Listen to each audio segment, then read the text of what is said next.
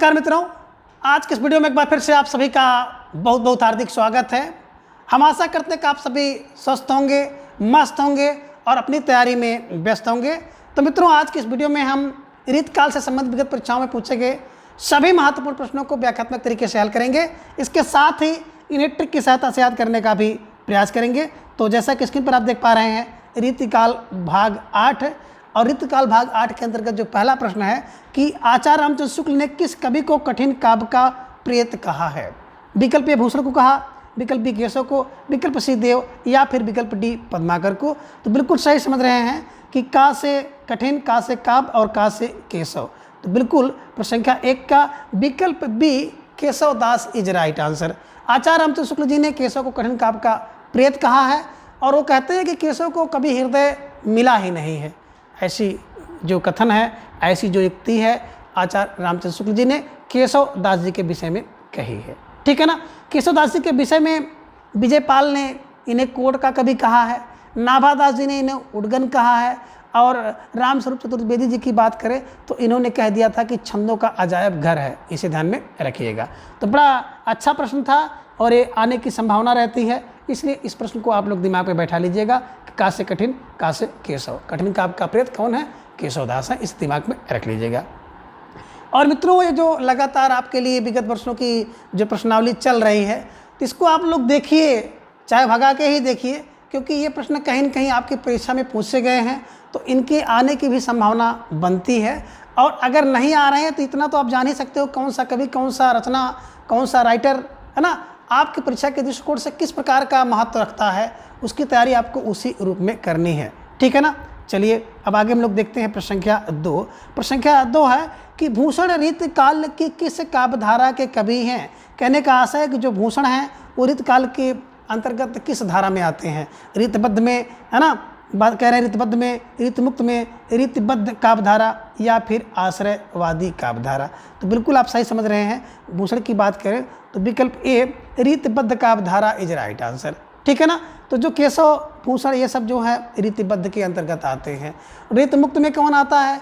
तो आलम है, गणानन है, बोधा है, ठाकुर हैं, द्विजदेव हैं। ठीक है ना। ये ऋतुमुक्त के अंतर्गत आते हैं और ऋतु सिद्ध के अंतर्गत केवल और केवल बिहारी हैं और अश्लीन का भी नाम कहीं कहीं पर आता है। तो इसे ध्यान में रखिएगा। प्रश्न संख्या 2 का विकल्प ये ऋतुबद्ध काव्यधारा इज राइट आंसर।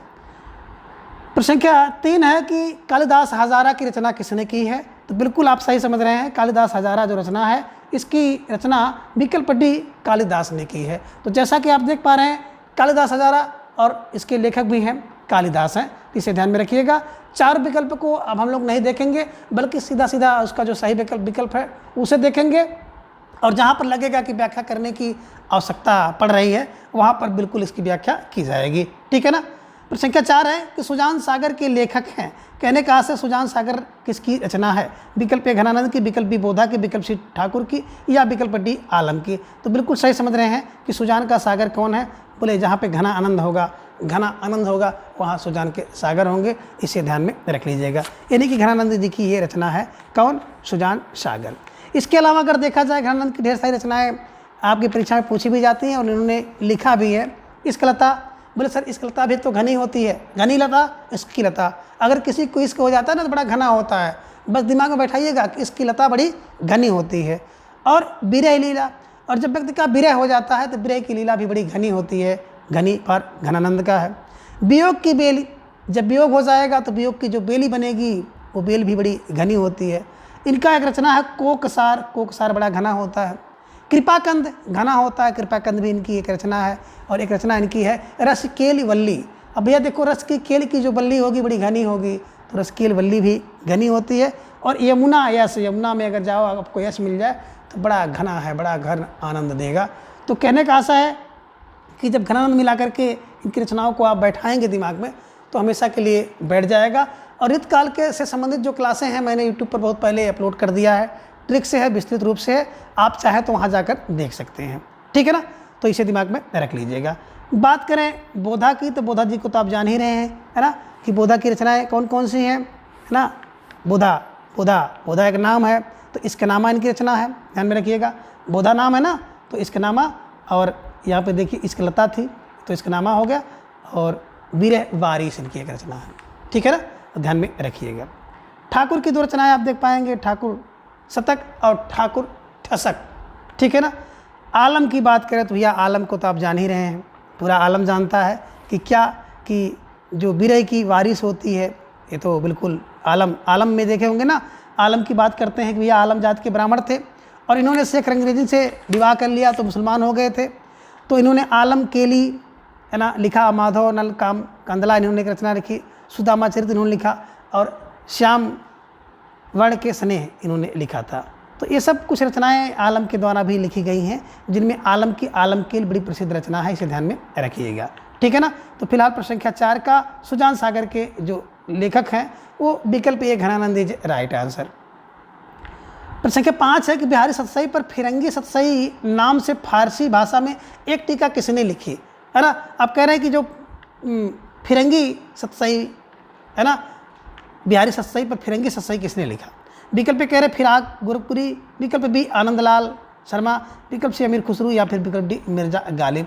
तो बिल्कुल सही समझ रहे हैं। जो फिरंगी होते हैं ना, वो फिरंगी क्या होते हैं, लाल लाल होते हैं, लाल लाल लाल लाल मतलब आनंद लाल शर्मा, आनंद लाल शर्मा।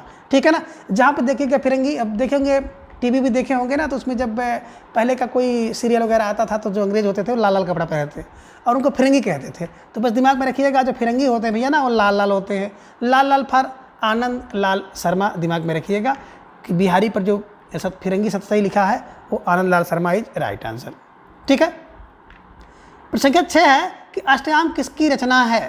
बिल्कुल सही, विकल्प पे बता रहे हैं सेनापति, विकल्प बी देव, विकल्प सी भूषण, विकल्प डी पद्माकर। तो देखिए अष्टायाम की बात करें तो नाभादास जी की रचना है और यहाँ पर नाभादास नहीं बल्कि विकल्प B Dev is right answer. ठीक है ना, देव की रचना है।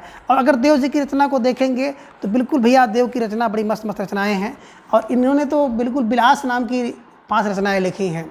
भाव विलास, भवानी विलास, जात विलास, रस विलास और कुशल विलास इनकी रचनाएं हैं। ठीक है ना। तो ये सब दिमाग में आप रखिएगा। फिलहाल प्रश्न संख्या 6 का विकल्प B Dev is right answer.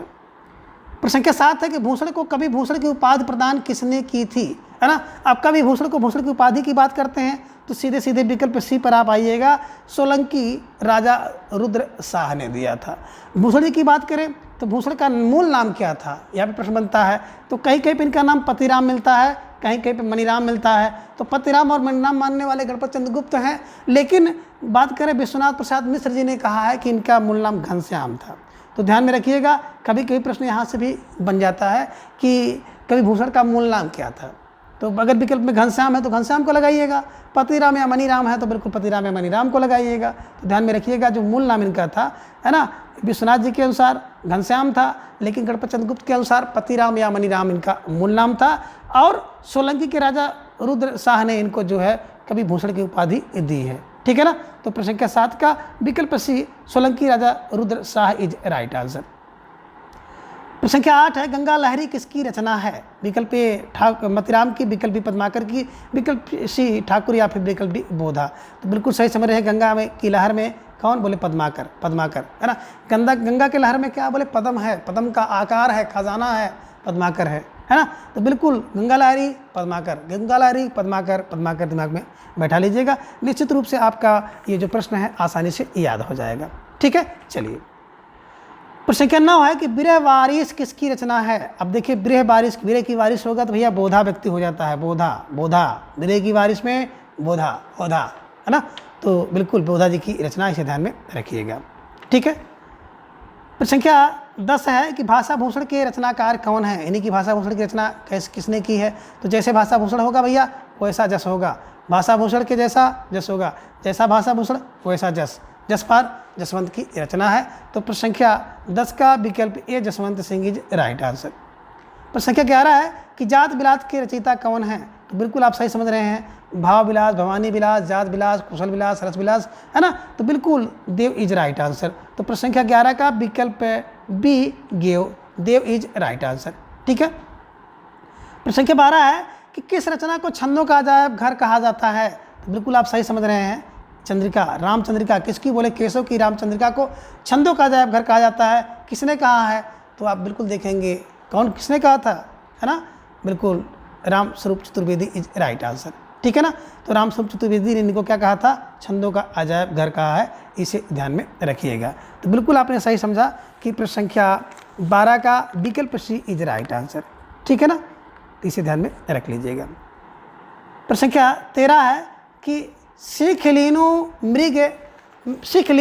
Mean मृग खंजन कमल नयन सीख लीनो जस और प्रताप को कहानी है। ये किसकी बिल्कुल पंक्तियां हैं, तो देखिए थोड़ा सा अटपटी लग रही हैं कि सीख लीनो मीन मृग खंजन नयन नयन सीख लीनो जस और प्रताप को कहानी। तो प्रताप की कहानी कौन कह सकता है भैया, ठाकुर के प्रताप की कहानी, ठाकुर जी की ये पंक्ति है, इसे दिमाग में बैठा लीजिएगा। ठीक है ना। प्रश्न संख्या 14 है कि इनकी से विशुद्ध और सरस शक्तिशालिनी ब्रजभाषा लिखने में और कोई कभी समर्थ नहीं था, अब किसके था। तो बिल्कुल आप सही समझ रहे हैं, घनानंद के समक्ष, है ना। बिल्कुल कह रहे हैं कि इनकी से विशुद्ध सरस शक्तिशालिनी ब्रजभाषा लिखने में और कोई कभी समर्थ नहीं था जो क्या कर सके, जो घना आनंद दे सके, घन आनंद दे सके। ठीक है ना। तो बिल्कुल प्रश्न संख्या 14 का विकल्प सी घनानंद इज राइट आंसर। प्रश्न संख्या 15 है कि नैन जाई कहो मुस्काई लला फिर आई हो खेलन होरी। ये पंक्तियाँ किसकी हैं और बहुत सी परीक्षाओं में पंक्ति पूछी गई है। विकल्प ए बिहारी, विकल्प ए मतीराम, विकल्प सी पद्माकर और विकल्प डी है इनमें से कोई नहीं।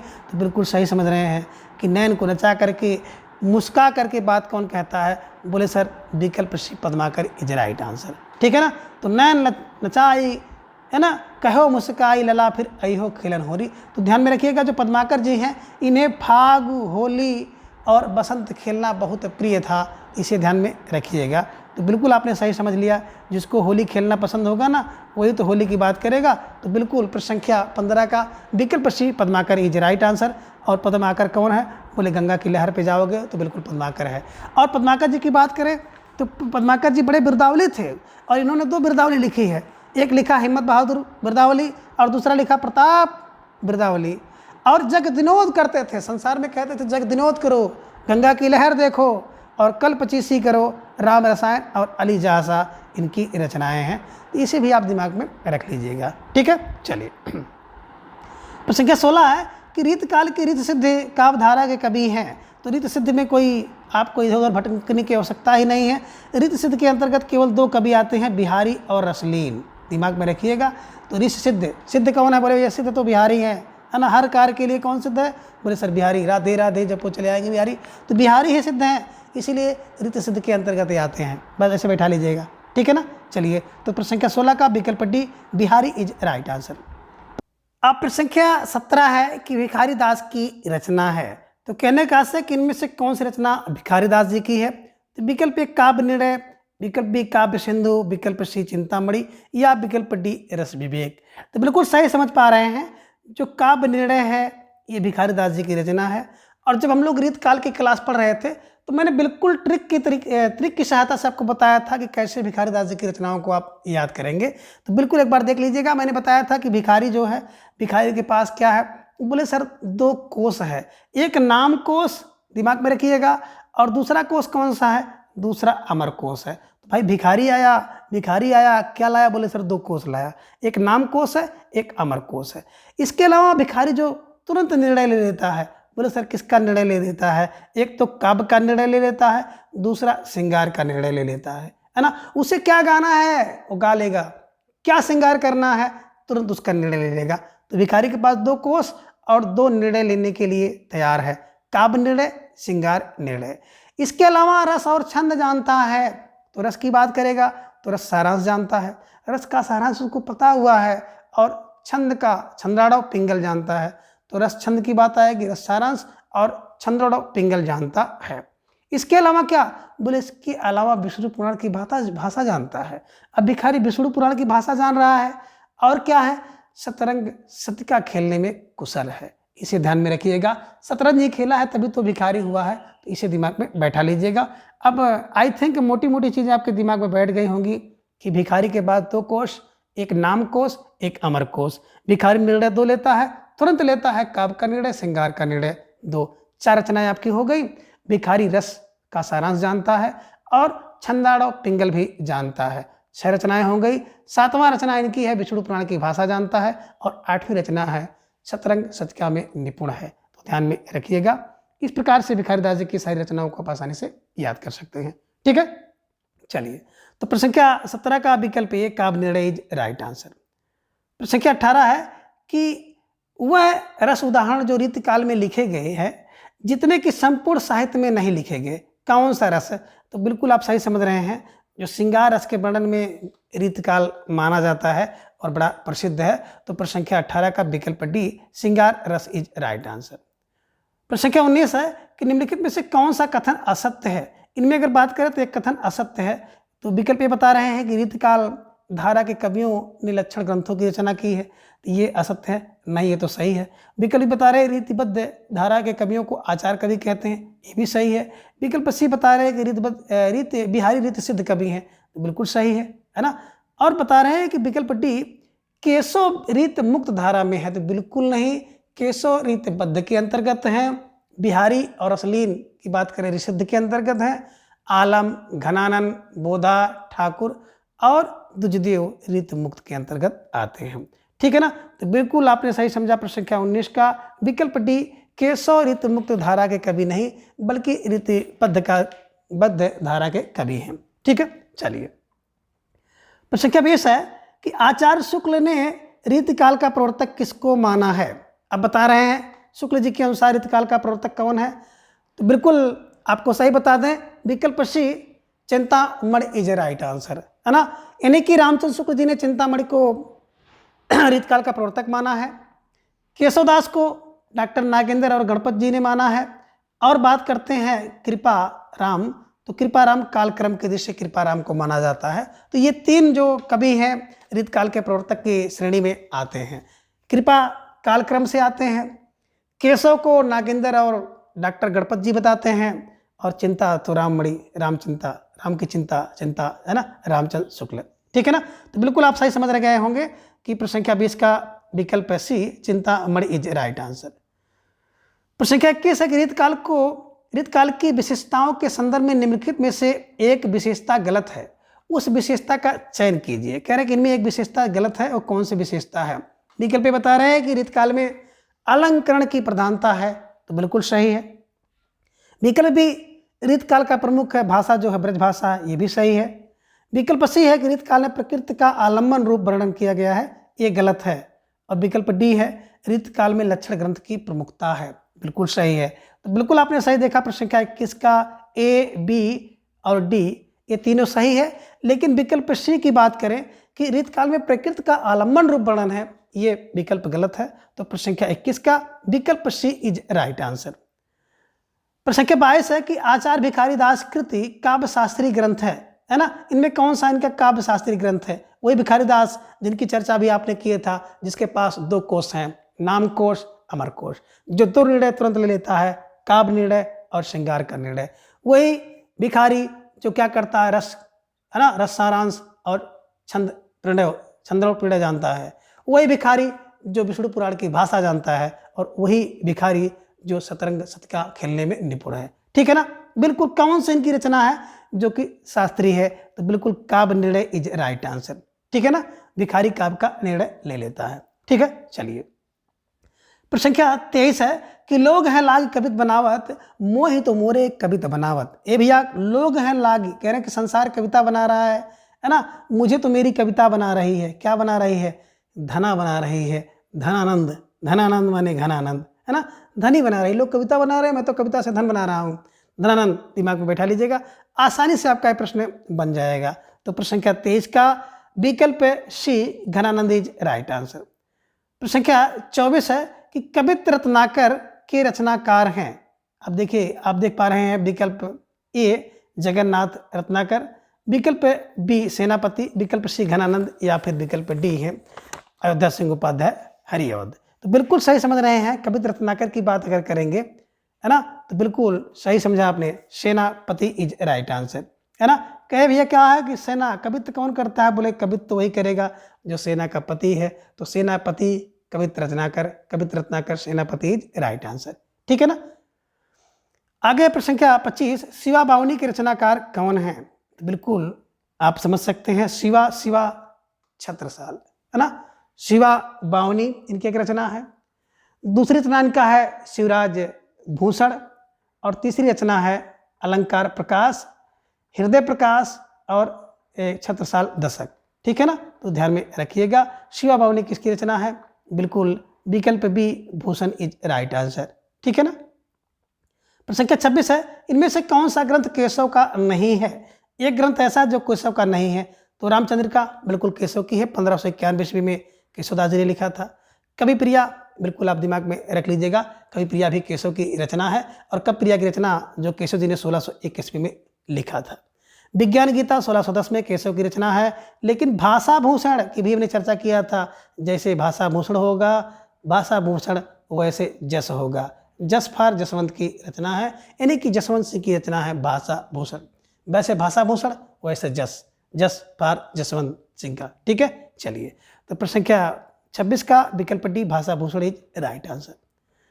प्रश्न संख्या 27 है कि देव कवि किस जिले के थे? यानी कि देव जिले का देव का जो जन्म किस जिले में हुआ था?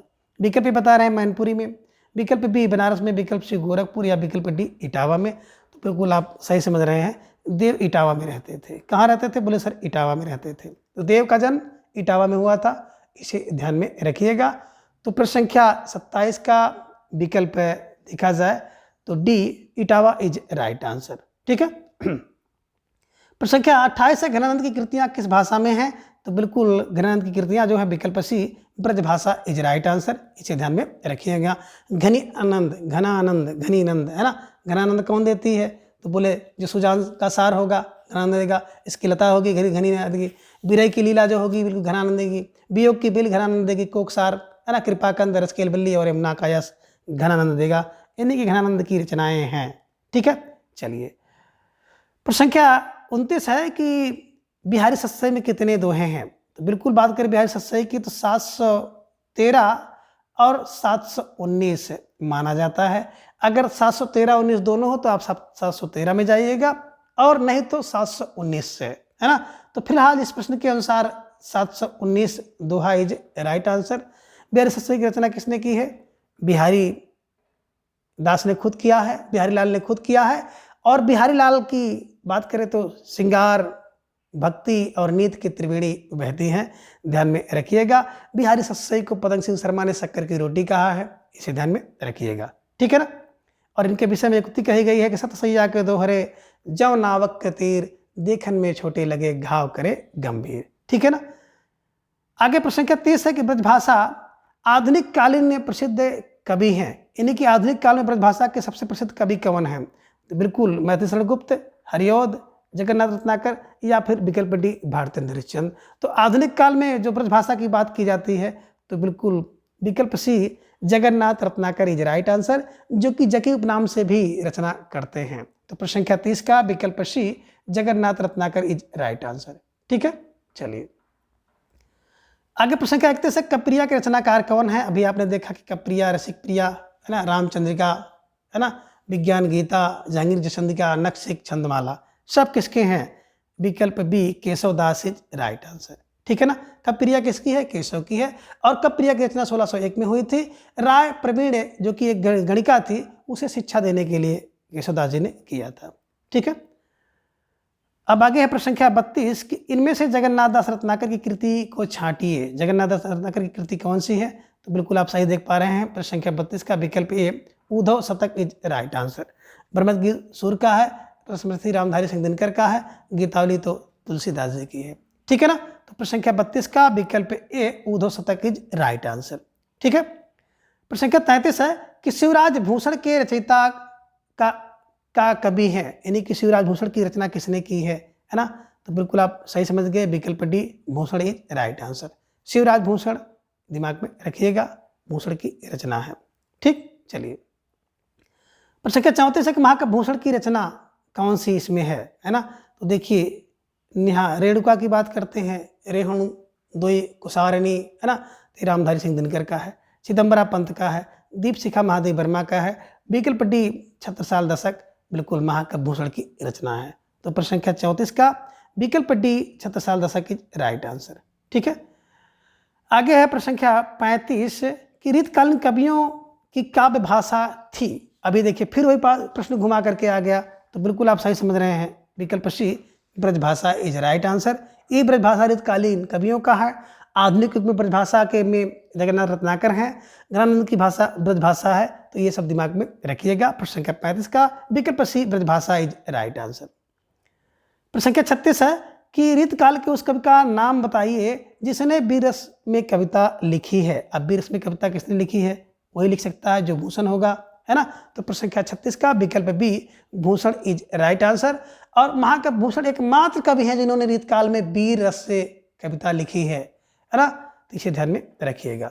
चलिए प्रश्न संख्या 37 की बात करें तो प्रश्न संख्या 37 है कि बिहारी सतसई किस भाषा में लिखी गई है। अभी आपने देखा है जो ब्रजभाषा का बोलबाला है, तो बिल्कुल विकल्प ए ब्रजभाषा इज राइट आंसर। प्रश्न संख्या 38 है कि सुजान शब्द का प्रयोग किस कवि की कविता में मिलता है ना। सुजान तुम कवन निधि पाठ पढ़ी हो लला मन देव, है ना। अतिशुद्ध स्नेह कुमारक है जहाँ नैक सयानक वाक नहीं। तो सुजान शब्द का प्रयोग किस कवि की कविता में है? विकल्प बिहारी, विकल्प भूषण, विकल्प सी घनान, विकल्प डी ठाकुर। तो बिल्कुल सुजान की बात आती है ना, तो सुजान जो है विकल्प सी घनानंद कवि की प्रेमिका थी। इसे ध्यान में रखिएगा, इसलिए इन्होंने सुजान शब्द का प्रयोग बहुतायत किया है। तो प्रश्न संख्या 38 का विकल्प सी घनानंद इज राइट आंसर। प्रश्न संख्या 39 है कि इनमें से कौन सा कवि ऋत मुक्त नहीं है? एक कवि ऐसे हैं कि जो कि ऋत मुक्त नहीं है। तो बिल्कुल आप देख पा रहे हैं विकल्प D Keshavdas is right answer. Ghananand, Adam, Bodha, है ना, ये सब मुक्त वाले हैं। और हम जब इसकी हम लोग पढ़ रहे थे तो हमने एक ट्रिक बताया था कि 8 शेर धन देकर, 8 शेर धन देकर बोधा दुजदेव की रीत से मुक्त हो गया। तो यहाँ पे देखिए 8 फार, आ फार आलम हो गया, ठा फार ठाकुर हो गया। से की बात करते हैं तो बिल्कुल वही है ना, शेख आलम इसे कहते हैं।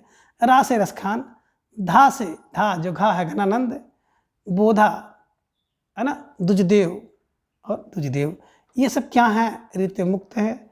बिहारी और अश्लील सिद्ध हैं। बाकी शेष जो बच जाते हैं वो सारे के सारे कवि जो हैं रीतबद्ध हैं। ठीक है ना। तो बिल्कुल आपने सही समझ लिया कि प्रश्न संख्या 39 का विकल्प D Keshavdas is right answer. प्रश्न संख्या 40 है कि शिवराज भूषण ग्रंथ है ना किसका विवेचन मिलता है? तो शिवराज भूषण में किसका विवेचन मिलेगा? अब ये प्रश्न संख्या 40 है, तो बिल्कुल सही समझ रहे हैं कि विकल्प सी अलंकार इज राइट आंसर। इसे ध्यान में रखिएगा।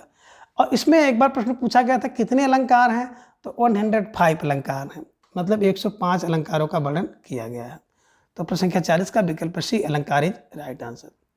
प्रश्न संख्या 41 है कि निम्नलिखित में कौन सी रचना एवं रचनाकार सुमेलित नहीं है? देखिए काव्य का निर्णय हमने बताया था कि भिखारी लेते हैं, है ना, और श्रृंगार का निर्णय ले लेते हैं। 2 नामकोश अपने पास रखते हैं, है ना। रस का रहस्य भैया कुल लीजिए, रस का रहस्य लेना हो तो कुल लीजिए। रस विलास बिल्कुल भैया करिए। चिंता अगर बहुत ज़्यादा आपको सता रही है तो चिंता में रस का विलास कर लीजिए। भाव विलास, बिल्कुल भाव विलास, भवानी विलास, कुशल विलास, रस विलास, जाति विलास की बात अगर करें तो ये सब रचनाएं देव की हैं। तो यही जो है सही नहीं मिला है। प्रश्न संख्या 41 का विकल्प डी भाव विलास इज राइट आंसर। ठीक है ना। ये भाव विलास देव की रचना है, ठीक है ना, केशव की रचना नहीं है। प्रश्न संख्या 42 है कि निम्नलिखित में से किस कवि ने सतसई की रचना नहीं की है? एक कवि ऐसे हैं जिन्होंने सतसई नहीं लिखा है। तो मतिराम की मतिराम सतसई, बिहारी की बिहारी सतसई, बिरंद की बिरंद सतसई है, लेकिन सेनापति ने कोई सतसई नहीं लिखी है। तो प्रश्न संख्या 42 का विकल्प बी सेनापति इज राइट आंसर। ठीक है। प्रश्न संख्या 43 तक ऋतकालीन साहित्य पर किस काव्य शास्त्रीय परंपरा का गहरा प्रभाव पड़ा है ना। तो बिल्कुल आप सही समझ रहे हैं कि किस काव्य शास्त्री का सबसे ज़्यादा प्रभाव पड़ेगा ऋतकालीन कवियों पर। तभी आप देख रहे हैं ना कि बिल्कुल जो विकल्प बी है संस्कृत इज राइट आंसर। तो संस्कृत की काव्य शास्त्रीय परंपरा का सबसे ज़्यादा प्रभाव जो है ऋतकालीन कवियों पर पड़ा है। ठीक। प्रश्न संख्या 44 है कि रीत काल में कवित्व सवैया के साथ साथ और क्या लिखे गए? तो कवित्व सवैया लिखा गया, उसके साथ साथ विकल्प सी दोहा भी लिखा गया। ठीक है ना। तो कवित्व सवैया और दोहा इज राइट आंसर। तो प्रश्न संख्या 44 का विकल्प सी दोहा इज राइट आंसर।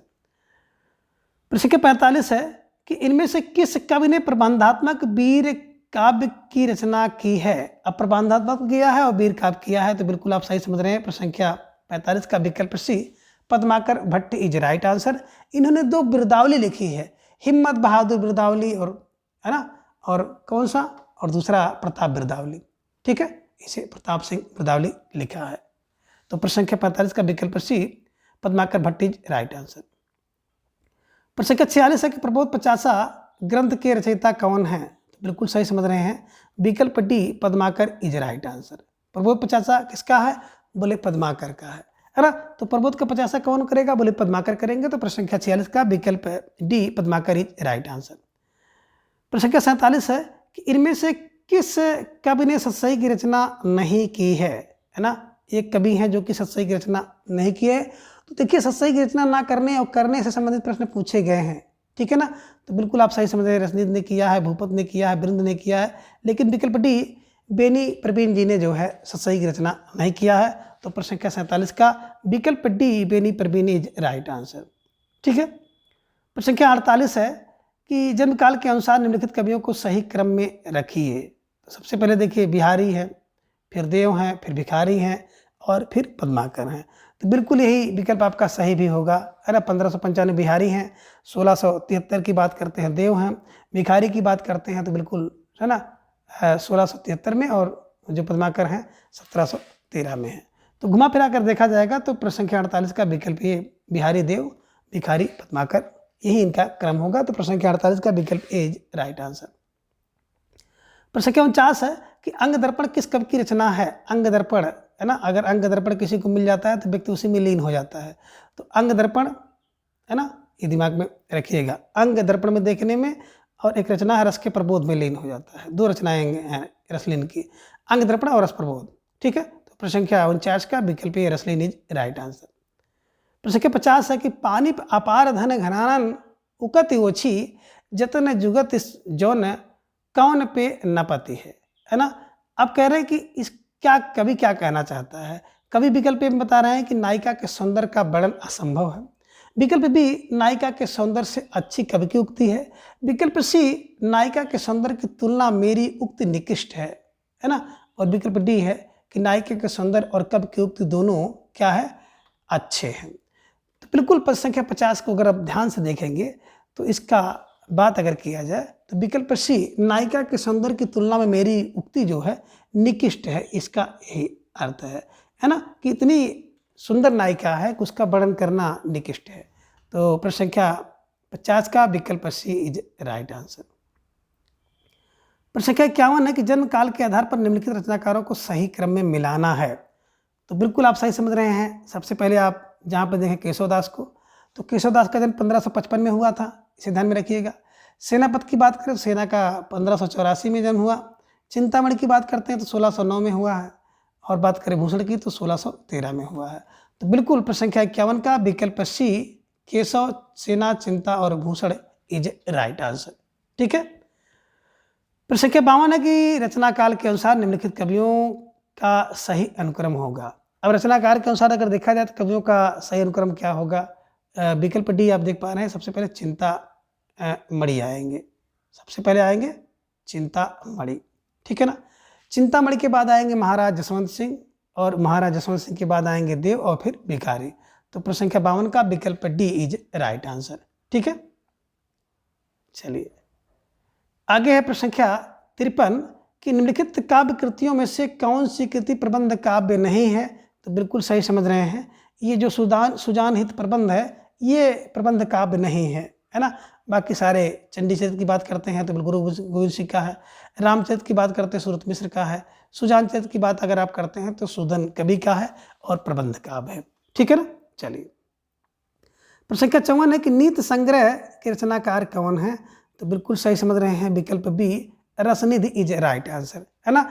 ये जो नीति संग्रह है इसके रचनाकार रसनिधि हैं। ठीक है। चलिए प्रश्न संख्या 55 है कि शकुंतला नाटक किसकी रचना है? अब शकुंतला नाटक की बात करते हैं तो शकुंतला ना से नाटक ना से निवाज, शकुंतला निवाज, शकुंतला नाटक निवाज का है। ठीक है ना। तो प्रश्न संख्या 55 का विकल्प सी निवाज इज राइट आंसर। प्रश्न संख्या 56 है कि कालक्रम की दृष्टि से निम्नलिखित काव्य कृतियों का सही अनुक्रम होगा। अब कालक्रम की दृष्टि से अगर इनको मिलाना है तो कैसे मिलाएंगे? तो बिल्कुल आप सही समझ रहे हैं। अंग दर्पण की बात कर लीजिएगा, है ना, रसलीन की है। वीरवारिस बोधा की है। व्यंग्यार्थ कौमुदी की बात करते हैं, है ना, और मधुर प्रिया। बिल्कुल आपने सही समझा। प्रश्न संख्या 56 का विकल्प ये इज राइट आंसर। अंग दर्पण, ब्रेवारिस, व्यंग्यार्थ कौमुदी और मधुर प्रिया इज राइट आंसर। तो आगे प्रश्न संख्या 57 है कि बिंद सतसई की विषय वस्तु है ना। बिंद सतसई की बात करते हैं तो विकल्प सी नीति इज राइट आंसर, है ना। जो वृंद की सतसई है तो वृंद की सतसई में नीति का वर्णन किया गया है। ठीक है। प्रश्न संख्या 58 है कि इन कवियों का सही अनुक्रम अगर देखा जाए तो बिल्कुल ये प्रश्न गलत हो गया था, और इनका सही अनुक्रम अगर देखा जाएगा केशव, चिंता, मति और पद्माकर, ये इनका क्रम होगा, केशव, चिंता, मति और पद्माकर, और ये विकल्प इसमें कहीं नहीं है। तो प्रश्न संख्या 58 को इसमें दिमाग में रख लीजिएगा। प्रश्न संख्या 59 है कि निम्नलिखित ग्रंथों को आलोचकों के साथ सम्मिलित करना है। अब ग्रंथों को आलोचकों के साथ सम्मिलित करना है। बिहारी सतसई की बात करते हैं तो बिहारी सतसई खुद किसका है ना, दिमाग में रखिएगा, बिहारी सतसई विश्वनाथ का है। ठीक है ना। देव और बिहारी की बात करते हैं, देव बिहारी, कृष्ण बिहारी।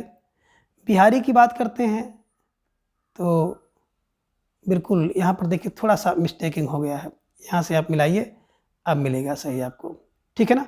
देखिए बिहारी सतसई की बात करेंगे तो बिल्कुल आप सही विकल्प पे चलिए, बिहारी सतसई। बिहारी सतसई कौन लिखा, है ना, ध्यान में रखिएगा, बिहारी सतसई। बिहारी सतसई लिखने वाले पदम सिंह शर्मा, है ना, पदम सिंह शर्मा, इन्होंने शक्कर की रोटी कहा। देव, देखिए देव हैं तो कृष्ण बिहारी हो जाएंगे, है ना। बिहारी और देव हैं तो सबसे पहले बिहार लाला हो जाएंगे, और केवल बिहारी विश्वनाथ हैं, इसे ध्यान में रखिएगा। और इसी क्रम से जब मिलाएंगे तो इसका जो कोड होगा, कोड विकल्प ए इज राइट आंसर। ठीक है ना, इसे ध्यान में रखिएगा।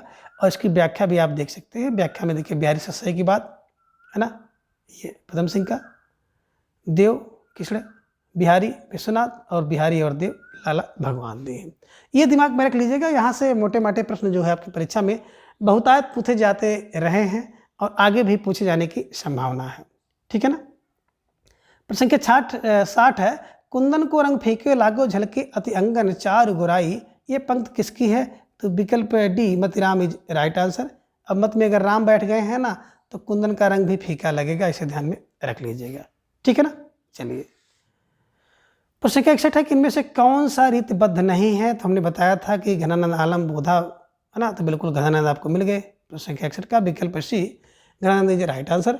जो घनानंद है वो रीत मुक्ति है, इसे दिमाग में रखिएगा। तो प्रश्न संख्या 61 का विकल्प सी घनानंद इज राइट आंसर।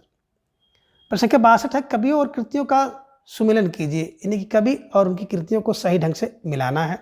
तो देखिए केशव की बात अगर करेंगे तो सबसे पहले आप आ जाइएगा रसिक प्रिया पे। मतिराम की बात करेंगे तो मतिराम का ललितलाम हो जाएगा। भूषण की बात करेंगे तो शिवा बावनी हो जाएगा। और भाव विलास, भवानी विलास, जात विलास, ये सब आप देख पा रहे हैं विलास वाली रचनाएं, है ना, देव की होते हैं। बच गया आपका कौन सा रचना, आर्या सप्तशब्दी। तो आर्या सप्तशब्दी की बात करते हैं तो गोवर्धनाचार्य जी की रचना है, इसे ध्यान में रख लीजिएगा, गोवर्धनाचार्य जी। ठीक है। तो प्रश्न संख्या 62 के हिसाब से अगर मिलाना होगा आपको तो बिल्कुल विकल्प पे आप जाइएगा, बी विकल्प इज राइट आंसर। ठीक है ना, ये दिमाग में रख लीजिएगा। प्रश्न संख्या 63 है कि इन काव्य पंक्तियों को उनके कवियों के साथ सुमेलित करना है। अतसूद है स्नेह के मार्ग वाली बात जहाँ पे आ जाएगी तो सीधे चलिएगा किसके पास, घनानंद के पास। शादी चतुरंगी सेना, है ना, की बात आ जाएगी तो बिल्कुल तुरंत दौड़ के जाइएगा किसके पास, भूषण के पास जाइएगा। ठीक है ना। अब गुली है गुलगलीचा में अगर बात आ जाए, गुनीजन, तो गुली गलीचा गुनीजन की बात आ जाएगी तो पद्माकर के पास जाइएगा, क्योंकि पद्माकर जी को फागु, है ना, और होरी बहुत पसंद था। आगे कवि है तो कविताएं, नहीं तो राधिका सुमरन का बहाना है ना, कौन करता है कविता, नहीं तो भिखारी कह रहा है कविता रिझ गए तो कवि है ना, नहीं तो सुमरन का बहाना है, ध्यान में रख लीजिएगा। ठीक है ना। लोग हल आगे कवित बतावत मुँह मोरे कवित बनावत, ये तो घनानंद की पंक्ति है। आगे कवि रिझिए तो कविताएं, नहीं तो राधिका सुमरन का बहाना है, भिखारी कहते हैं। ठीक है ना, ध्यान में रखिएगा। निश्चित रूप से आप इन सब प्रश्नों को आसानी से कर सकते हैं। ठीक है। चलिए इसके हिसाब से देखा जाए तो विकल्प डी इज राइट आंसर। ठीक है। आगे है प्रश्न संख्या 64, इनमें से किस कवि ने लक्षण ग्रंथ नहीं लिखा है। तो बिल्कुल सही बात है कि बिहारी ने लक्षण ग्रंथ नहीं लिखा है। तो प्रश्न संख्या 64 का विकल्प D Bihari is right answer. ठीक है। प्रश्न संख्या 65 है कि इनमें से कौन सा आचार्य कवि नहीं है। तो बिल्कुल सही समझ रहे हैं कि जो ब्रजवासी दास हैं ये आचार्य कवि नहीं है। केशव, भिखारी और चिंतामणि ये सभी कवि आचार्य कवि हैं। ठीक है। प्रश्न संख्या 66 है कि रीति मुक्त कवि नहीं है। इनमें से कवि ऐसे हैं कि जो कि रीति मुक्त कवि नहीं है। तो बिल्कुल आप सही समझ रहे हैं। रीति मुक्त के अंतर्गत विकल्प C Jaswant Singh is right answer. Ghananand, Alam, Bodha, Thakur, Dwijdev ये तो रीति मुक्त हैं, बट जसवंत सिंह नहीं है। जसवंत सिंह की रचना है भाषा भूषण। प्रश्न संख्या 68 है कि अमी हलाहल मत भरे श्वेत श्याम रत्नाहर जियत मरत झुक झुक परत जय चितवत एक बार किसकी पंक्तियां हैं। तो भैया देखो, जियत मरत झुक झुक पड़ता है जो व्यक्ति रस में लीन है। अगर व्यक्ति रस में लीन है तो बिल्कुल एकदम झुक पड़ेगा, गिर पड़ेगा, है ना। सब दिमाग में बैठाइएगा। प्रश्न संख्या 67 का विकल्प B Raslin is right answer. प्रश्न संख्या 68 है कि इनमें से कौन सी रचना केशवदास की नहीं है। तो ललित ललाम केशवदास की रचना नहीं है, बल्कि मतिराम की है। तो मत में कौन रसराज है, मत में क्या है फूल मंजरी है, मत में क्या है ललित ललाम है। तो मतिराम की सब सारी रचनाएं हैं, इसको ऐसे बैठाइएगा, ठीक है ना। तो इसे दिमाग में रख लीजिएगा। तो प्रश्न संख्या बिल्कुल 68 का विकल्प सी ललित ललाम इज राइट आंसर। प्रश्न संख्या 69 है कि निम्नलिखित में से कौन सी रचना चिंतामणि की नहीं है। चिंतामणि की है, बिल्कुल चिंतामणि कौन सी रचना है। विकल्प सी कवि कल्प त्रव इज राइट आंसर। ठीक है ना। ये रचना जो है चिंता बिल्कुल उनकी चिंतामणि की है, ठीक है ना। रसराज मतिराम का है, काव्य निर्णय भिखारी लेते हैं, इसे ध्यान में रखिएगा। और अलंकार प्रकाश की बात करते हैं तो भूषण की रचना है, ठीक है। प्रश्न संख्या 70 है कि देव कवि की रचना है। कहने का आशा देव कवि की रचना कौन है, तो दिमाग में रख लीजिएगा, है ना। भाव विलास, भवानी विलास, जात विलास, है ना। तो प्रश्न संख्या 70 का विकल्प डी कौन भाव विलास राइट आंसर, इसे ध्यान में रखिएगा। काव्य का निर्णय भिखारी लेता है, श्रृंगार का निर्णय भिखारी लेता है, रसराज मतिराम जी की रचना है, ठीक है। चलिए प्रश्न संख्या 70 है कि निम्नलिखित में से कौन सा मतिराम का ग्रंथ नहीं है। तो रसराज तो मतिराम का है, ललितलाम मतिराम का है, रसविलास है, लेकिन रसविलास नहीं, रसविलास, भाव विलास, भवानी विलास, है ना। बिल्कुल ध्यान रखिए, देव का है। तो छंद सार भी नहीं का है। तो प्रश्न संख्या 71 का विकल्प बी रसविलास इज राइट आंसर, ठीक है। चलिए प्रश्न संख्या 72 है कि निम्नलिखित में से कौन सा रीति मुक्त नहीं है। बिल्कुल सही समझ लिया, बोधा, घरानंद, आदव, ठाकुर, पद्माकर, है ना। प्रश्न संख्या 72 का विकल्प C Padmakar is right answer. तो देख पा रहे हैं आप, रीत बद्ध, रीत सिद्ध, रीत मुक्त, ये धारा से संबंधित प्रश्न बहुतायत पूछा जा रहा है।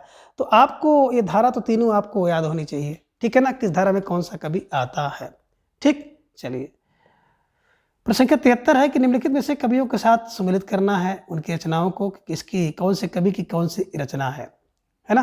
बिल्कुल चिंतामणि की बात करते हैं, चिंता कवि को होती है, अपने कुल की होती है। मतिराम की बात करते हैं तो मत में कौन है ना, दिमाग में रखना है। तो मत में भैया देखिए वृत्ति है, वृत्ति कौमुदी, वृत्ति कौमुदी। भूषण की बात करते हैं छत्रसाल दशक, बात करते हैं बोधा का विरह वारिस। अब काव्य की मंजरी है तो काव्य की मंजरी किसकी होगी, है ना, ध्यान में रखिएगा। तो काव्य मंजरी पद्मन की है, पद्मन की, ध्यान में रखिएगा। तो प्रश्न संख्या 73 को अगर देखा जाए तो बिल्कुल कूट पे जाएंगे। तो कूट देखिए, कूट के हिसाब से विकल्प बी इज राइट आंसर, ठीक है ना, तो ध्यान में रखिएगा। आगे प्रश्न संख्या 74 है कि निम्नलिखित कवियों का सही अनुक्रम क्या होगा। अब कवियों का अनुक्रम की बात करते हैं, सबसे पहले केशव, फिर चिंतामणि, फिर बिहारी, फिर पद्माकर। केशव, चिंता, Bihari, Padmakar is right answer, ठीक है ना। अब प्रश्न संख्या 75 है कि प्रताप साय की रचना है। विकल्प B Vyangyarth Kaumudi, Vyangyarth Kaumudi is right answer. जो प्रताप साय की रचना है वो Vyangyarth Kaumudi is right answer. आगे आप देख पा रहे हैं कि रचना है छत्र प्रकाश। छत्र प्रकाश की बात करते हैं भैया, छत पे प्रकाश करना है तो लाल कवि, है ना। बिल्कुल विकल्प बी लाल कवि इज राइट आंसर। छत्र प्रकाश लाल कवि की। प्रश्न संख्या 77 है कि निम्नलिखित में से कौन नीतिकार नहीं है। एक कवि ऐसे हैं जो कि नीतिकार नहीं है, तो बात करते बिल्कुल गिरधर दास इज राइट आंसर। जो गिरधर दास है वो नीतिकार कवि नहीं है, इसे ध्यान में रख लीजिएगा, ठीक है ना। चलिए प्रश्न संख्या 78 है, लोग कविता सीखो खेल कर जानो, यह किसकी उक्ति है ना। लोग कविता सीखते हैं और हमने खेल करके जाना है, तो बिल्कुल ठाकुर बता रहे हैं। ठाकुर लोग कविता सीखते हैं और ठाकुर लोग खेल करके जानते हैं। बस ऐसे दिमाग में बैठाइएगा, आसानी से आपके दिमाग में बैठ जाएगा, ठीक है ना। आगे प्रश्न संख्या 79 की बात करें, इनमें कौन सा समय सबसे बाद है ना। तो बिल्कुल आप देख पा रहे हैं इसमें कह रहे हैं किसका समय सबसे बाद में है, किसका समय सबसे बाद में है। तो बिल्कुल जो पद्माकर की बात करते हैं, पद्माकर इज राइट आंसर, ठीक है ना। पद्माकर समय सबसे बाद में है, देखिए 1753 1833 के आसपास है। प्रश्न 81 है कि इन कृतियों का काल के आधार पर सही अनुक्रम क्या होगा। तो देखिए रसिक प्रिया है, श्रृंगार मंजरी है, खड़ऋतु है और रस रहस्य है। तो बिल्कुल प्रश्न संख्या 80 का विकल्प ए इज राइट आंसर, ठीक। प्रश्न संख्या 81 है कि इन कृतियों को उनके आचार्यों के साथ मिलाना है, कैसे मिलाएंगे। बिल्कुल एक तरफ कृति देखिए, दूसरी तरफ आचार देखिए। अब रस का रहस्य कुल लीजिए भैया, कुल फर कुलपत मिश्र का है। रस का सारांश और छंद्रनील भिखारी बताता है। ललित ललाम मतिराम में है। कवि कुल को चिंता है। और पद्माकर की बात करते हैं तो पद्माभरण कर लीजिए, गंगा लहरी कर लीजिए, जग विनोद कर लीजिए, है ना। सारी इतना दिमाग में रख लीजिएगा। तो बिल्कुल संख्या 81 को अगर आपको मिलाना होगा तो देखिए 1 का 2 और 1 का 2 जहाँ मिल जाए उसको मिला दीजिए। 1 का 2 देखेंगे, विकल्प बी इज राइट आंसर, ठीक है। चलिए आगे प्रश्न संख्या 82 है कि निम्नलिखित कृतियों को उनके रचनाकारों के साथ सुमेलित करना है। अब देखिए भरत मिलाप की बात करते हैं तो ईश्वर दास का भरत मिलाप अंगद पैर। ध्यान मंजरी की बात जब आप करेंगे आपके दिमाग में आएगा तो बिल्कुल आप दिमाग में बैठा लीजिएगा कि ध्यान की मंजरी अग्रदास सबसे पहले अग्र है। रामायण महानाटक की बात करते हैं तो प्राणचंद चौहान का है। अवध विलास लालदास का है। और हृदय राम की बात करें तो हनुमान नाटक इनके द्वारा लिखी गई रचना है, ठीक है ना। अब आपने क्या देखा कि 1 का 2 और 2 का 1, तो 1 का 2 और 2 का 1 विकल्प ए में ही मिल गया। तो प्रश्न संख्या 82 का विकल्प ए इज राइट आंसर। आगे प्रश्न संख्या 83 है कि नायिका भेद पर आधारित ग्रंथ रस मंजरी की रचनाकार कौन है। तो रस मंजरी बिल्कुल विकल्प सी नंद दास इज राइट आंसर, ठीक है। प्रश्न संख्या 84 है कि कृपाराम द्वारा रचित नायिका भेद की सबसे पुरानी पुस्तक कौन सी है ना। कृपाराम की पुस्तक है, विकल्प ये। कृपा राम की कृपा से क्या होता है, हित होता है और हित तरंगड़ी होती है। बस दिमाग में रखिएगा, कृपाराम कृपा से, राम की कृपा से हित होता है, हित तरंगड़ी होती है, ठीक है ना। तो प्रश्न संख्या 84 का विकल्प ए हित तरंगड़ी इज राइट आंसर, ठीक है। चलिए आगे प्रश्न संख्या 85 है कि कवि कुल कल्पतरु के रचनाकार कौन है। तो कवि कुल को क्या होती है, बोले चिंता होती है। चिंताफार चिंतामणि। तो प्रश्न संख्या 85 का विकल्प सी चिंतामणि इज राइट आंसर, ठीक है। चलिए आगे प्रश्न संख्या 86 है कि ऋतमुक्त श्रृंगारी कवि नहीं है। इनमें से एक कवि ऐसे हैं कि जो कि ऋतमुक्त नहीं है। तो देखिए बात करें सेनापति को तो सेनापति ऋतमुक्त नहीं है। अनानंद, घनानंद, आलम, ठाकुर, बोधा, द्विजदेव ये सब मुक्त हैं, लेकिन सेनापति जो है ऋत मुक्त नहीं है। तो प्रश्न संख्या 86 का विकल्प ए सेनापति राइट आंसर। प्रश्न संख्या 87 है कि नीति कवि दीनदयाल गिरी की रचना है। अब दीनदयाल गिरी की रचना की बात करते हैं, विकल्प डी छत्र प्रकाश इज राइट आंसर, है ना। दीनदयाल गिरी की रचना है छत्र प्रकाश। प्रश्न संख्या 88 है कि प्रेम वाटिका भी है। प्रेम वाटिका है ना भैया, तो बिल्कुल आप सही समझ रहे हैं, रस की खान है। जहाँ पर प्रेम की वाटिका होगी वहाँ पर रस की खान होगी। तो प्रेम वाटिका रस खान की रचना है। प्रश्न संख्या 88 का विकल्प ए रस खान इज राइट आंसर। आगे है प्रश्न संख्या 89 कि विज्ञान गीता किस आचार्य की रचना है ना। तो विज्ञान गीता की बात अगर हम लोग करते हैं तो बिल्कुल विकल्प ए Keshav Das is right answer. Keshav की विज्ञान गीता, इसे ध्यान में रखिएगा, ठीक है। आगे प्रश्न संख्या 90 है निम्नलिखित में से ऋतमुक्त कविता की विशेषता है। अब ऋतमुक्त कविता की विशेषता कौन सी है। तो बिल्कुल स्वच्छंदता इज राइट आंसर। क्या है, स्वच्छंदता इज राइट आंसर। जो ऋतमुक्त कविता होती है उसमें स्वच्छंदता होती है, ठीक है। चलिए प्रश्न संख्या 91 है कि कवियों को उनकी रचनाओं के साथ सम्मिलित करना है। आलम की बात करते हैं तो आलम का बिल्कुल माधवानल काम कंदला हो जाएगा। घनानंद की बात करते हैं तो घनानंद, है ना, क्या होता है, घनानंद कहाँ पर है ना। बिल्कुल ठाकुर की बात करते हैं तो ठाकुर को अगर आप देखेंगे प्रश्न संख्या 91 की बात हो रही है कि प्रश्न संख्या 91 की बात हो रही है, घनानंद को देखेंगे माधवानंद काम करता, घनानंद का सुजान हित प्रबंध ध्यान में रख लीजिएगा। ठाकुर की बात करेंगे तो ठाकुर का ठाकुर ठसक और ठाकुर शतक 2 रचना है। द्विजदेव की बात करते हैं तो श्रृंगार लतिका सौरभ। इसका नाम है बोधा का, बोधा एक नाम है। अब देखें, अगर एक की बात करते हैं, 1 का 3 और 2 का 1, 1 का 3 2 का 1 जहाँ मिल जाए उसको मिला लीजिए।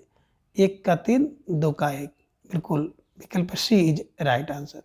ठीक है, आगे है प्रश्न संख्या 92 कि हिंदू मकबर पावन राख्यों का बहुते जो हिंदी भाखों, ये का पंक्तियाँ किस बोली में हैं? तो बिल्कुल सही समझ रहे हैं, विकल्प सी अवधी भाषा इज राइट आंसर। और ये पंक्तियाँ किसकी हैं? नूर मोहम्मद की हैं। कहाँ से हैं? अनुराग बांसुरी से ली गई हैं। और इसी रचना को करने के कारण जो है इनका बहुत घोर विरोध हुआ था मुसलमानों द्वारा। ठीक है, चलिए प्रश्न का 93 है कि रीतकाल के किस कवि ने अपनी कविताओं में ऋतुओं और त्योहारों के साथ साथ जीवन को खूबसूरती के साथ मिलाया है? बिल्कुल सही समझ रहे हैं, तो ये दूसरा कोई और नहीं कर सकता है, विकल्प डी पद्माकर राइट आंसर। और यही पद्माकर जी हैं जिन्हें बिल्कुल होली, रास, फागु आदि बहुत पसंद है। ठीक है ना, त्यौहार बहुत इनको पसंद थे। ठीक, प्रश्न संख्या 94 में है, निम्नलिखित में से कौन सी रचना देव की नहीं है? तो दिमाग में रख लीजिएगा कि इसमें से कौन सी रचना देव की नहीं है। तो बिल्कुल आप सही समझ रहे हैं, कवि कुल कल्पतरु, है ना, चिंता मणिका है। कवि को किसकी चिंता होती है ना? अपने कवि कुल के, कल्पतरु के। ठीक है, बिल्कुल। प्रश्न संख्या 95 है कि निम्नलिखित रचनाकारों को उनकी रचनाओं के साथ मिलाना है। अब भूषण की बात करेंगे तो बिल्कुल अलंकार पर प्रकाश कौन करेगा? बोले सर भूषण करेंगे। घन आनंद का लिस्क की लता, सूरत मिश्र जी की बात करते हैं, है ना, मतिराम का रसराज, है ना। अब सूरत मिश्र के ऊपर जब आप जाएंगे, प्रकाश डालेंगे, तो सूरत क्या होती है? बोले सूरत तो रस रत्नाकर होती है। ठीक है ना, ध्यान में रखिएगा, निश्चित रूप से बन जाएगा। और रस का सारांश कौन जानता है? भिखारी जानता है। छंद का अड़ो भिखारी जानता है। 2 कोष रखता है, नाम कोष, अमर कोष, ध्यान में रखिएगा। ठीक है ना, चलिए, तो इसके हिसाब से अगर देखा जाएगा 1 का 5वां यहाँ पे मिल जाए तो 5वां कहीं मिल ही नहीं रहा है, इसे ध्यान में रखिएगा, है ना। और आपको मिला करके दिखा गया है, तो उस क्रम से आप इसको मिलाने का प्रयास करिएगा। प्रश्न संख्या 96 है कि निम्नलिखित ग्रंथों को उनके लेखकों के साथ सम्मिलित करना है। सम्मिलित करिए। एक रचना है सर्वांगी। अब सर्वांगी किसकी रचना है? इसे ध्यान में रखना होगा। सर्वांगी की बात आती है तो दादू दयाल की है, ध्यान में रखिएगा। ज्ञानबोध, है ना, बिल्कुल मलुक दास का है। प्रेम दास की बात करते हैं तो धरणीदास, दिमाग में रखिएगा। शब्द सागर की बात करते हैं तो बिल्कुल आपने समझा बुला साहब का है। ठीक है ना, दादू दयाल की अंगबधू है, इसे ध्यान में रखिएगा। रज्जब की, है ना, ध्यान में रखिएगा, सही रूप से मिल जाएगा। तो इसके हिसाब से अगर देखेंगे कि पहले का चौथा और दूसरे का पहला, तो पहले का चौथा और दूसरे का पहला, बिल्कुल आप देखेंगे विकल्प बी इज राइट आंसर। पहले का तीसरा और, है ना, दूसरे का पहला। ठीक, प्रश्न संख्या 96 का विकल्प बी इज राइट आंसर। प्रश्न संख्या 97 है कि ललित ललाम किसका है? ललित ललाम भैया मतिराम का है। मत में राम अगर है तो ललित में ललाम रहेगा, मति राम इज राइट आंसर। ठीक है, आगे है प्रश्न संख्या 98 की निम्नलिखित रचनाकारों को उनकी रचनाओं के साथ मिलाना है। चिंतामणि की बात करते हैं भैया, चिंता, है ना, किसकी है ना, चिंतामणि किसकी रचना है? चिंतामणि भैया, चिंतामणि, हाँ सॉरी, चिंतामणि की रचना कौन सी है आपको ये ढूंढना है। चिंतामणि की रचना कौन सी है, ये नहीं बल्कि चिंतामणि की रचना कौन सी है, ये ध्यान में रखिएगा। तो अगर किसी व्यक्ति को चिंता होगी तो क्या होगा? रसरहस की चिंता होगी। मत में कौन है? रसराज हैं। भूषण की बात करते हैं तो भूषण का पर शिवा बावनी, ध्यान में रखिएगा। रसलीन का अंग दर्पण है और का प्रकाश भी भूषण का ही है, का प्रकाश भूषण का है, चिंतामणि का नहीं। ठीक है, चलिए इसे ध्यान में रख लीजिएगा। तो बिल्कुल इस हिसाब से अगर देखा जाए तो प्रश्न संख्या 98 का विकल्प डी जो कोड होगा सही होगा। ठीक है, चलिए आगे प्रश्न संख्या 99 की निम्नलिखित में से ज्ञानदीप के रचनाकार हैं तो शेख नबी इज राइट आंसर। ठीक है ना, उस्मान का चित्रावली, नूर मोहम्मद की बिल्कुल इंद्रावती, अनुराग बांसुरी, कासिम का हंस जवाहर है, तो बिल्कुल ध्यान में रखिएगा। प्रश्न संख्या 99 का विकल्प D Sheikh Nabi is right answer. प्रश्न संख्या 100 है कि भिखारी दास ने काव्य निर्णय में किसका विवेचन किया है? तो बिल्कुल आप सही समझ रहे हैं, भिखारी दास जी ने काव्य निर्णय में विकल्प ए सर्वांग विवेचन इज राइट आंसर। ठीक है ना, तो भिखारी दास जी का जो आप कह सकते हैं काव्य निर्णय है उसमें सर्वांग विवेचन इन्होंने की है। तो इस प्रकार से आप इन सभी प्रश्नों को आसानी से हल कर सकते हैं और इसके अंदर जो टेक्निकल चीज़ें हैं उससे भी आप ट्रिक की सहायता से याद कर सकते हैं। तो आज की इस वीडियो में बस इतना। अगले वीडियो में फिर हम इसी तरह से कुछ नए प्रश्नों के साथ उपस्थित होंगे। तब तक के लिए धन्यवाद, नमस्कार, बाय।